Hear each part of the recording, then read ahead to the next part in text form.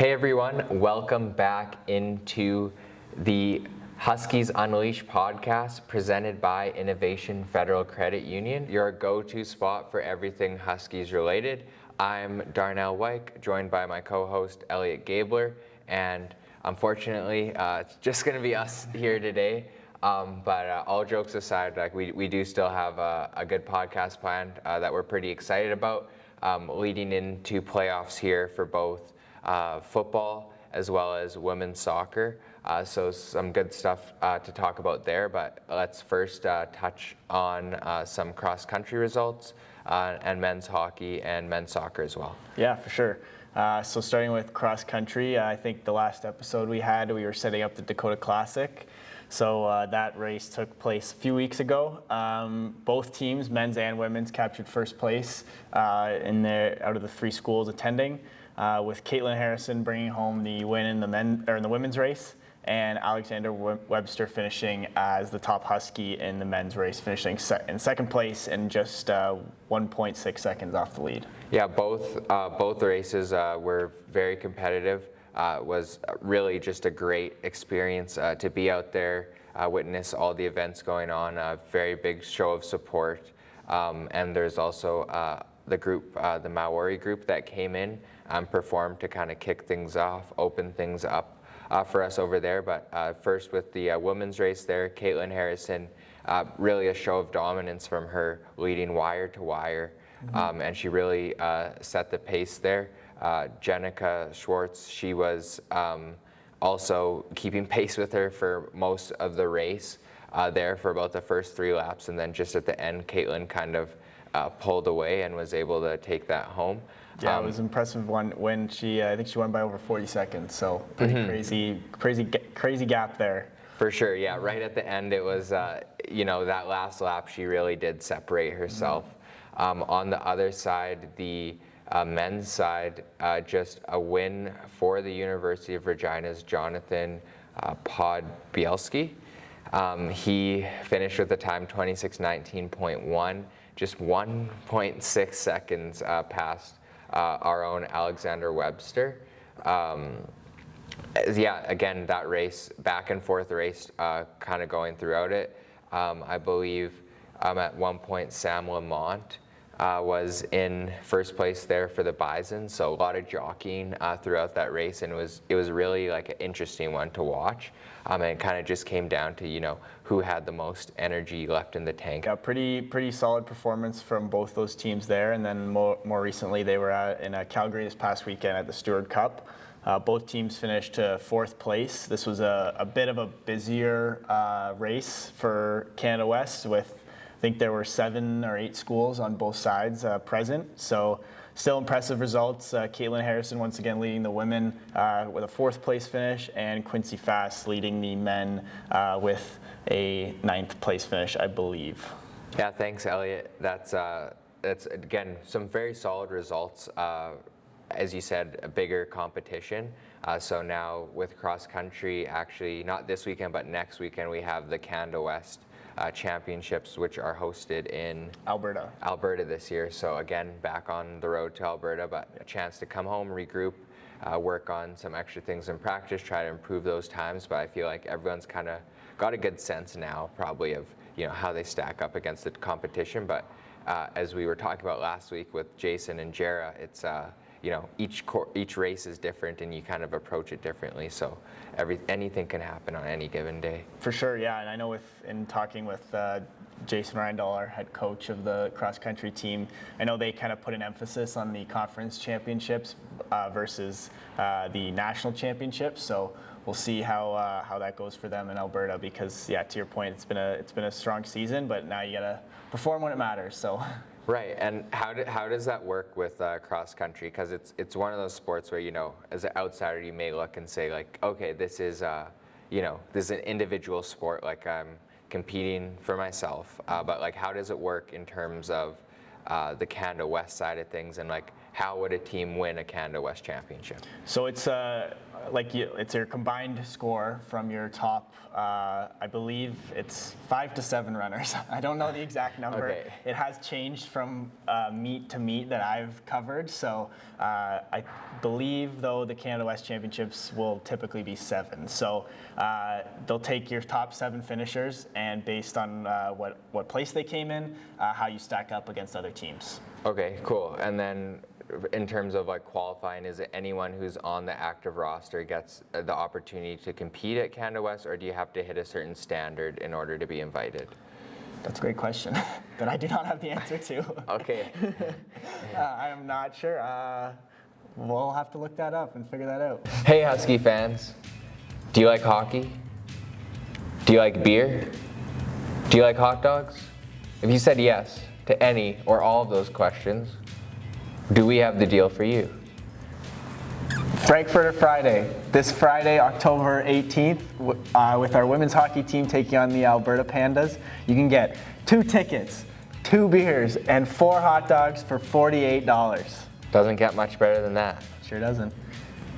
Visit huskytickets.com, purchase your tickets now. Darnell, Jason, how's it going? good. You? Good.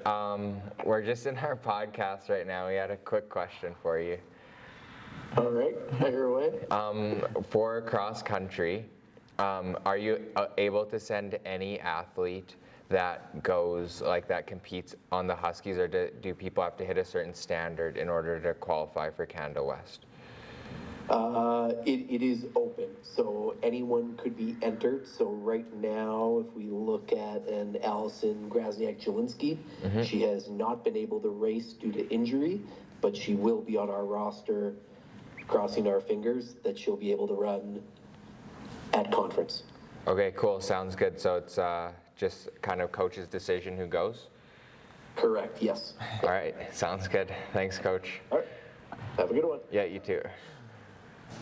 It is top 5 too. Top 5? Top 5, yeah. Okay. All right. Well, thanks to Jason for that. Nice to always update the fans on the correct information and make sure we're using our resources here. Yeah, on go right to the source. Husky Athletics, exactly. Next up, let's hop over to men's soccer, who they have their final home games, or final games of the season this weekend. Yep. We've got MRU in Calgary and seniors night there on Sunday. Yeah. This will unfortunately be the final games of their season, their 2024 season, as they have been mathematically eliminated from playoff contention.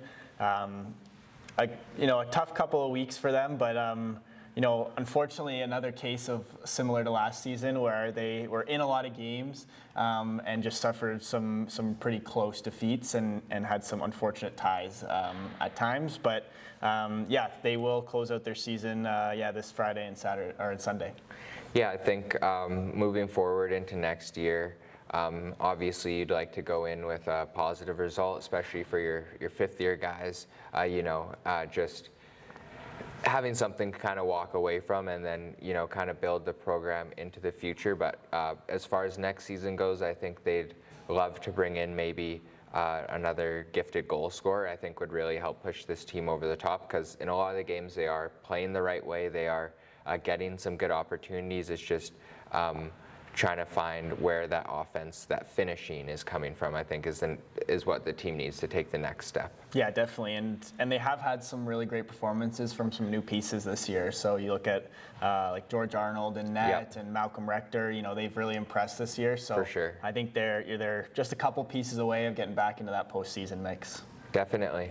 And a team that also with a lot of new faces, who's got off to an incredible start this season, has been our Husky men's hockey team, 4-0 to start the season, including 2 wins against, was Calgary ranked number 4 heading into the game? They were ranked number 4, and now the Huskies are ranked number 4 after taking both of those games in Calgary. And that's in youth sports overall. So yeah, they really did a great job this weekend of going on the road into Calgary and defeating a team that's been one of the best teams in all of Canada West for the last 2 years. For sure, yeah. They got off to a hot start in the season.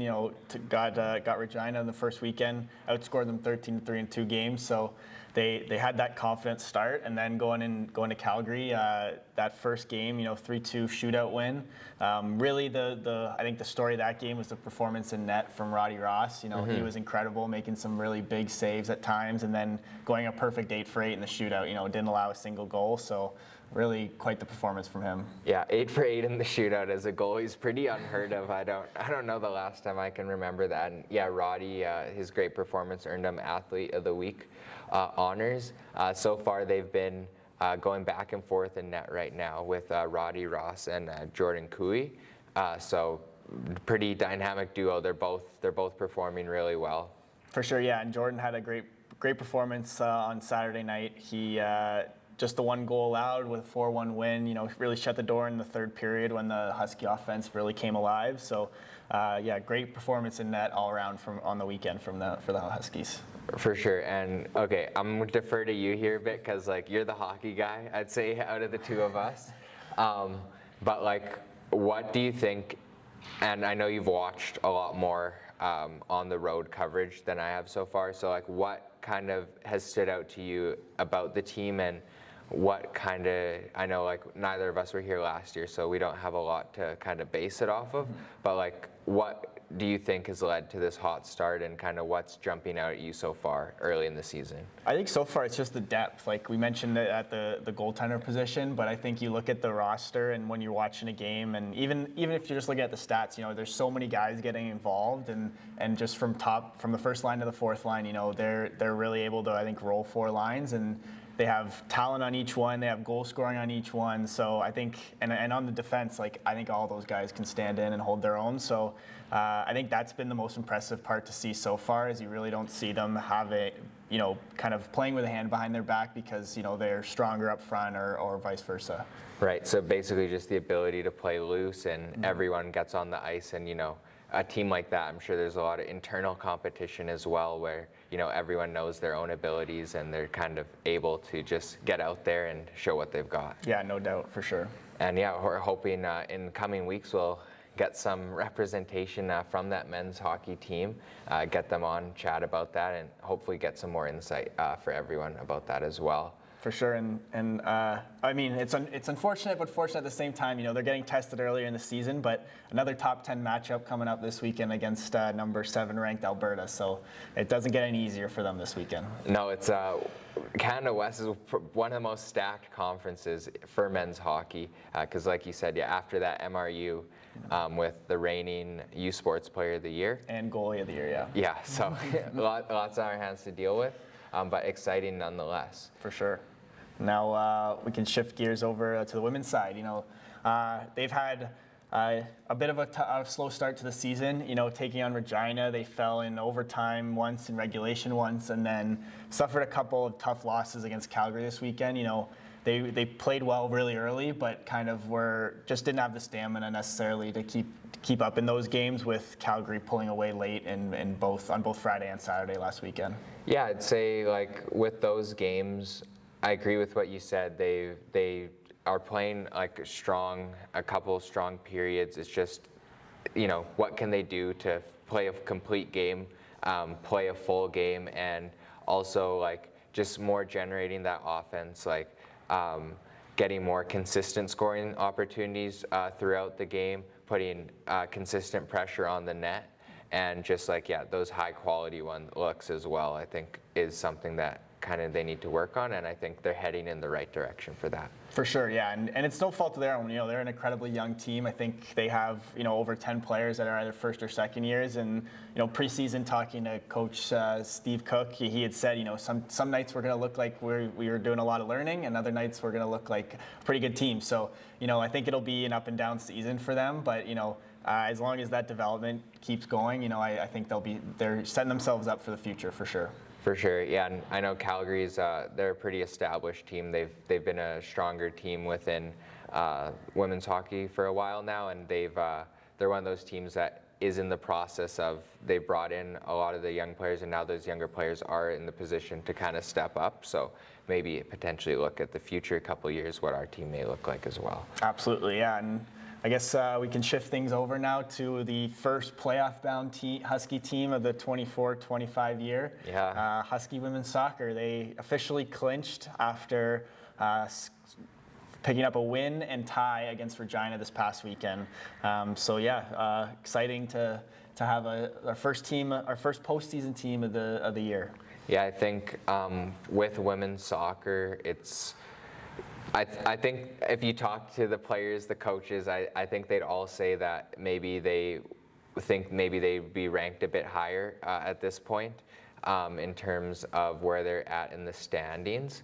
But overall, I'd say you'd have to consider like this season like a very good success already so far. Like they've shown that they can hang with the top teams in the conference.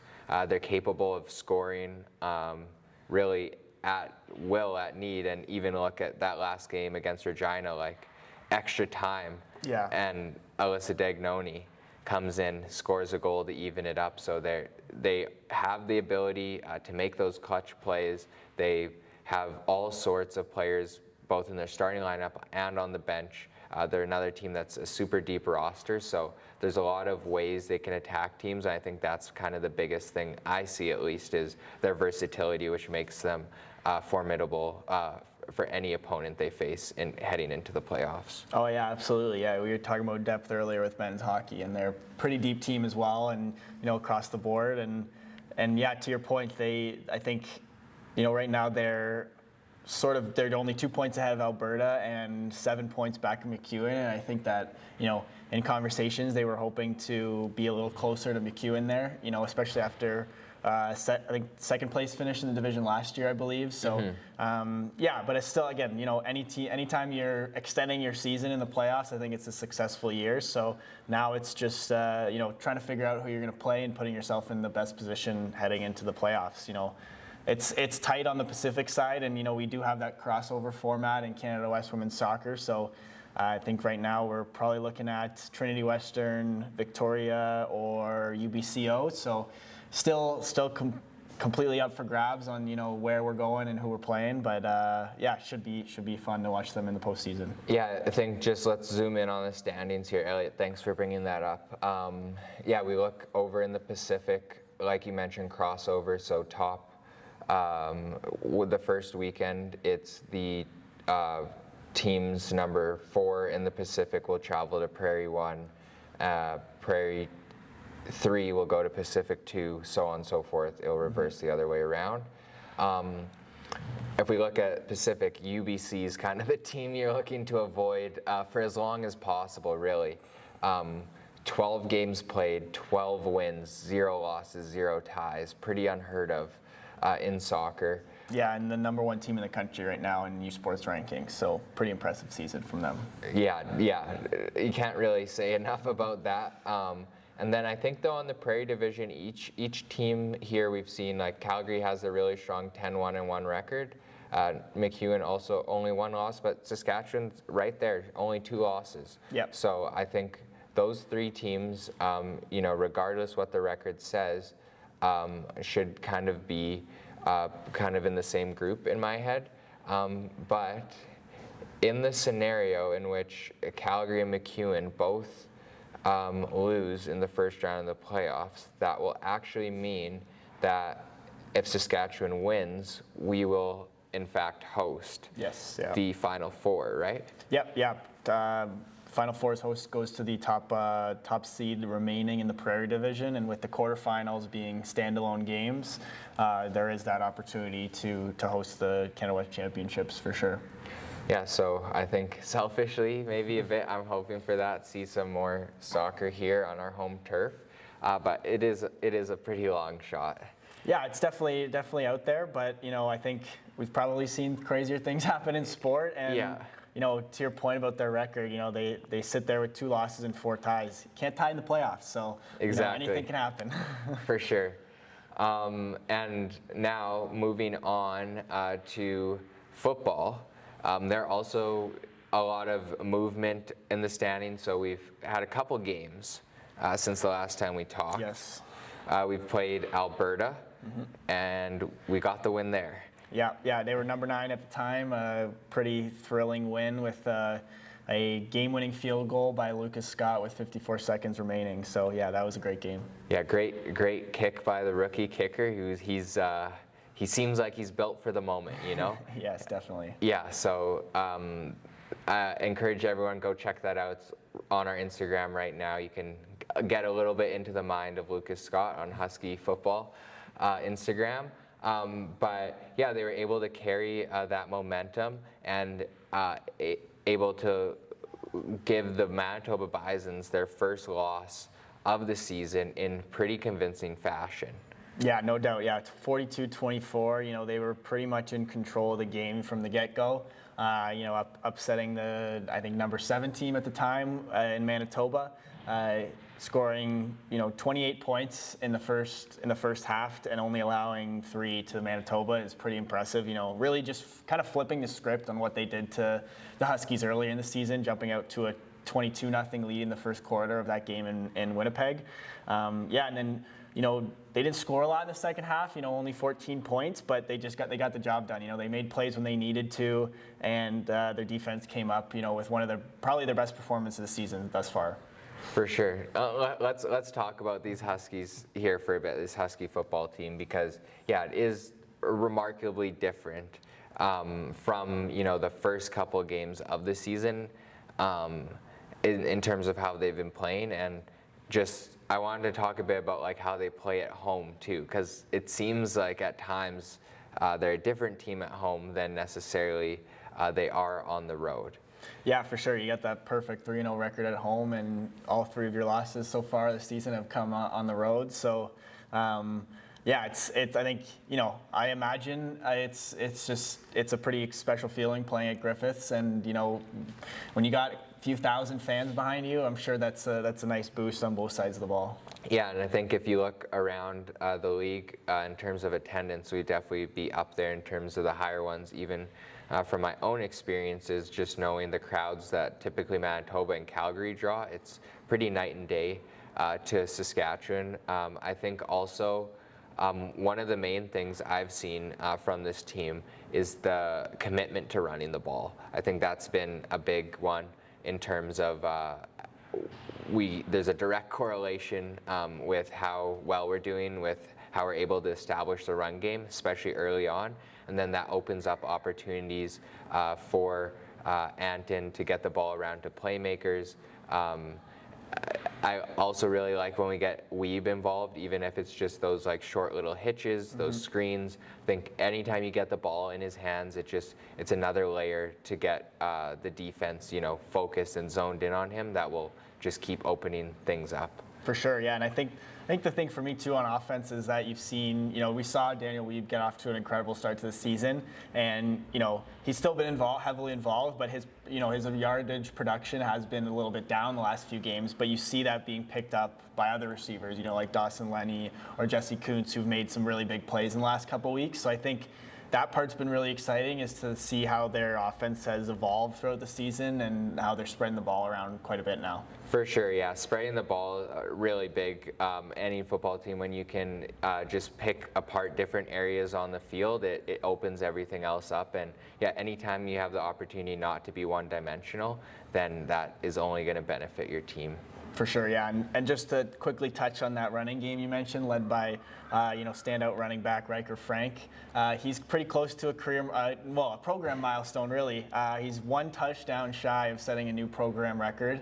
He's currently got 20 through his career thus far. So hopefully he can get in the end zone on Saturday here. Yeah, fun fact, this off the top of my head, but Riker's gotten at least 2 touchdowns in each home game that he's played this season. So if you're looking, if you're trying to, think who's going to score a touchdown this weekend, it'd be a pretty good bet, Riker Frank.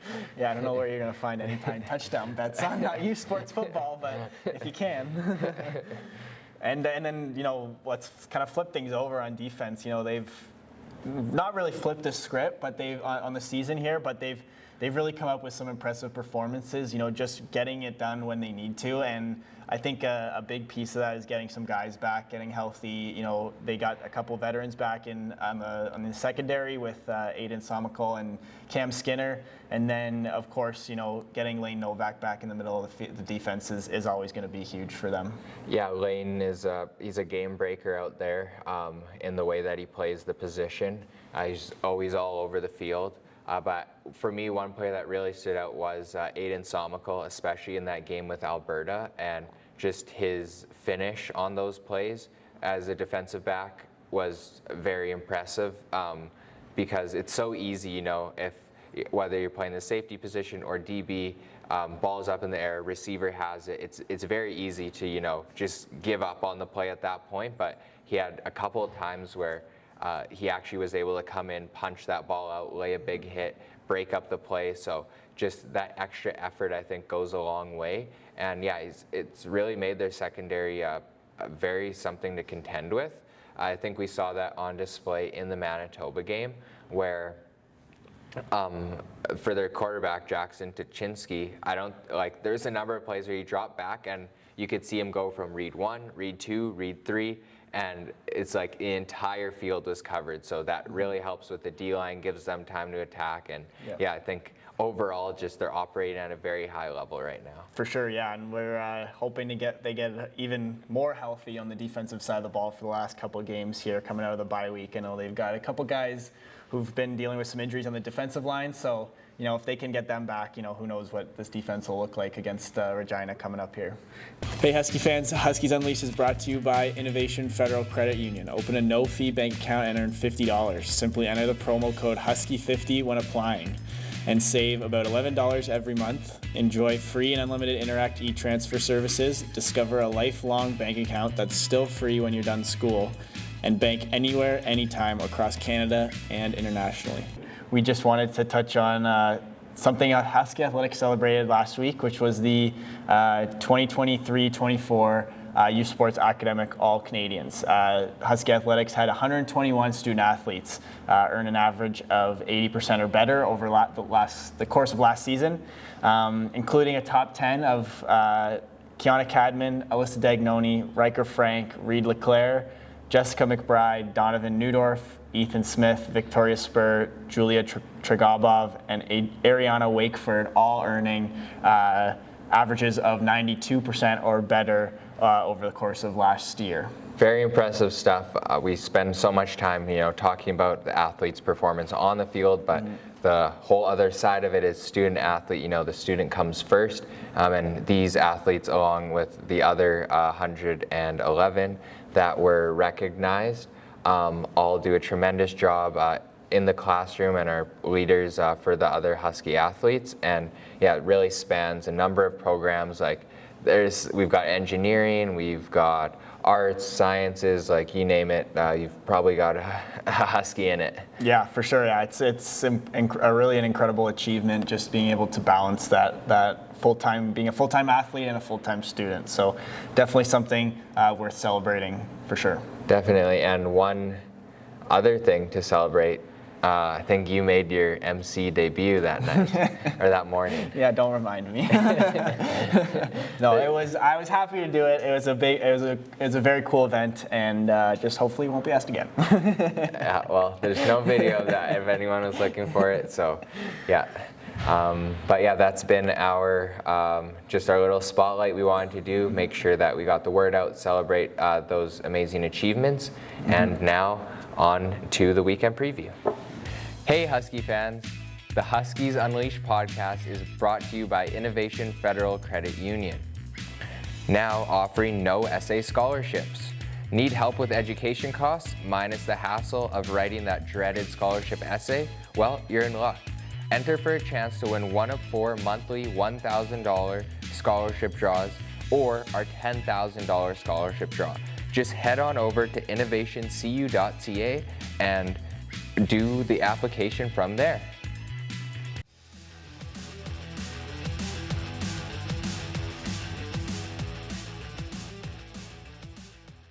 Welcome back. Here's coming up is now the Husky Happenings. If you're new to the show, this is the time when we preview all the games coming up for this weekend and let you know where you should be at Friday, Saturday, and Sunday. Yeah, why don't we start with our teams on the road this weekend? We got men's hockey, number 4 ranked in the country, as we mentioned, heading to face the number 7 ranked Alberta Golden Bears. So those are always big games, big rivalry there, and a lot of history. So should be a great matchup in Edmonton. And then we also have women's soccer closing out the regular season in Winnipeg. They'll be taking on Manitoba Saturday and the Westmen on Sunday. Thanks, Elliot. A couple other teams in action as well. We've got our wrestling team.